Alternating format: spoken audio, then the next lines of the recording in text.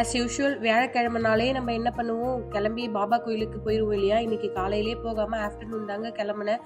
காலையில கொஞ்சம் வீட்லயே ஒர்க் இருந்துச்சு. அதெல்லாம் முடிச்சுட்டு கிளம்புறதுக்கே வந்துட்டு 11:00 ஆயிருச்சு. நம்ம எல்லாரோட லைஃப்லயுமே வந்துட்டு ஒரு சில ஹார்ட் டைம்ஸ் வந்து நம்ம ஃபேஸ் பண்ணியிருப்போங்க. அந்த மாதிரி டைம்ல நமக்காக யாராவது சப்போர்ட்க்கு இருக்க மாட்டாங்களா அப்படின்னு சொல்லி எல்லாம் தோணும். கண்டிப்பா எந்த ஒரு சிச்சுவேஷன்லயுமே அப்படி யாராவது நமக்காக சப்போர்ட்டுக்கு இருந்திருந்தாங்கன்னா அவங்கள மறக்கவே கூடாது எந்த காலத்துலயும். நான் லைஃப்லயே ஃபேஸ் பண்ண ஒரு ஹார்ட் டைம்ஸ் அப்படின்னா நான் என்ன சொல்லுவேன் அப்படின்னா என்னோட டெலிவரி தாங்க.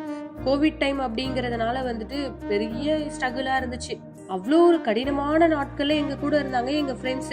3 ஃபேமிலி இருக்காங்கங்க. அதுல ஒரு ஃபேமிலி வந்து இன்னைக்கு நம்ம வீட்டுக்கு விசிட் அடிக்க போறாங்க.